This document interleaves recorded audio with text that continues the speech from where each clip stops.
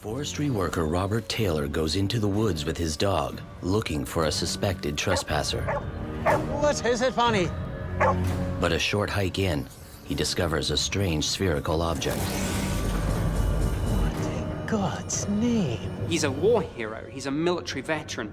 He's highly trained, incredibly brave. He doesn't run from this thing. He wants to get a closer look.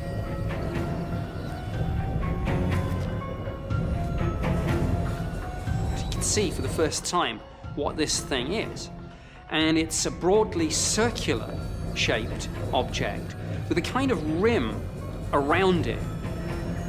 He describes this object as being a metallic sphere with protrusions underneath, like could be landing legs.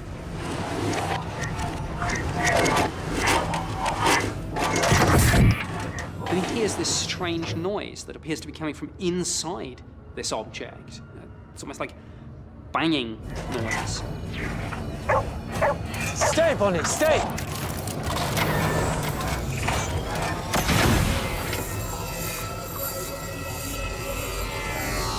After the object started making these noises, two smaller objects seemed to emerge somehow and came out of the object. They had on them these kind of spikes. He likens them to like Second World War mines, something which he'd have been very familiar with during his wartime service. These two small objects come hurtling towards him across the ground. And as the spikes hit the ground, there was this kind of popping sound. He was seeing something beyond his frame of reference. He'd never dealt with anything like this.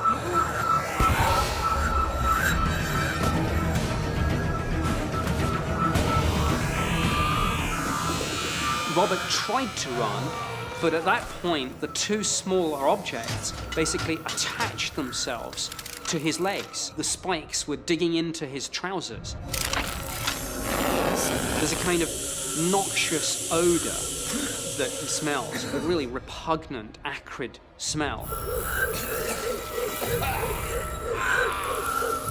He comes to believe that some noxious gas was released. Not only are these objects attached to his trousers, they're now dragging him back towards the main object. Most UFO sightings are just lights in the sky, but this is an interaction. He's being attacked. And at that point, he passed out.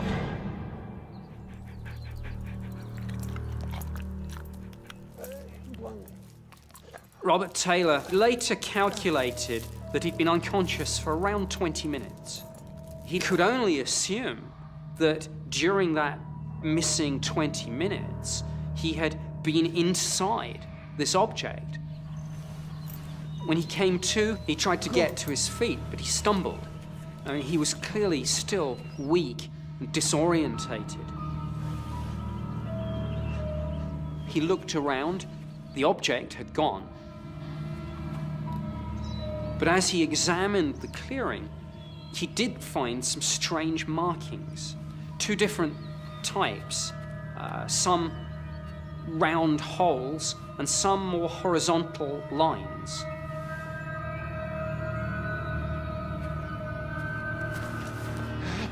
Clearly something had been in that clearing.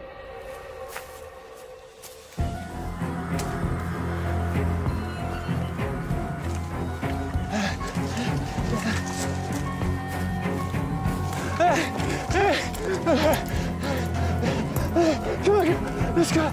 Get out. Come on.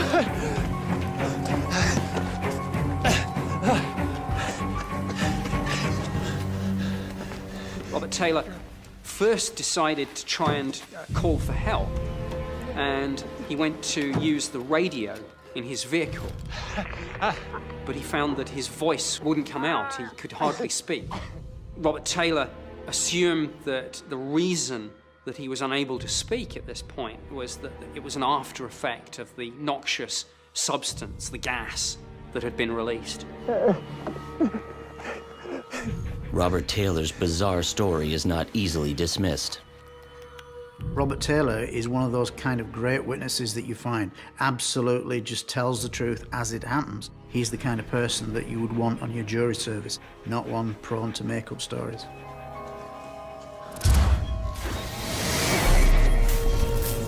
Police investigate Robert Taylor's sighting, treating his experience with the spiked objects as an assault. A forensic analysis of Robert Taylor's trousers finds tears in the fabric from bottom to top. A finding consistent with the spheres having taken hold of Robert from below. Robert Taylor fully recovers his voice within hours. A medical exam shows no physical abnormalities, but does identify abrasions on his hips, consistent with the tear marks in his trousers. The marks in the dirt are still visible when police investigate the clearing. Subsequent tests on soil samples provide no clear answer as to the cause. Accounts of the incident in the media draw hundreds of curiosity seekers, forcing police to cordon off the area, closing it off from public view.